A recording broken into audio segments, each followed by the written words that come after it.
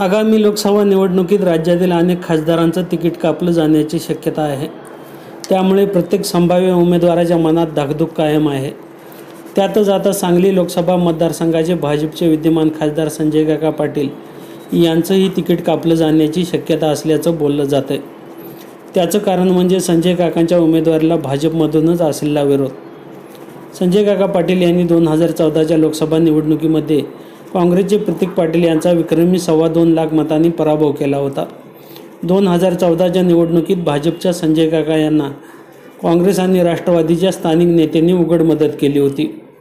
खासदार झाल्यानंतर विकास कामे आणि जनसंपर्क या संजय काकांच्या जमेच्या बाजू असल्या तरी संजय काका यांची काँग्रेस आणि राष्ट्रवादीशी असलेली जवळीक ही भाजप आणि RSSच्या पदाधिकाऱ्यांना खटकत होती. त्यातच संजय काका यांना कृष्णा खोरे महामंडळाचे उपाध्यक्षपद आणि मंत्रिपदाचा दर्जा दिला. मात्र जिल्ह्यातील भाजपच्या आमदारांना मंत्रिपद दिलं नाही. त्यामुळे नाराजी आहे.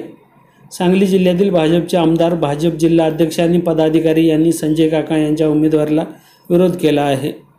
पक्षश्रेष्ठींकडे आपलं म्हणणं मांडल्याचीही माहिती आहे. त्यामुळे सांगलीतला उमेदवार बदलण्याची शक्यता वर्तवण्यात येत आहे. त्यामुळे ऐनवेळी सांगलीत भाजपची डोकेदुखी वाढू शकते असे बोललं जात आहे.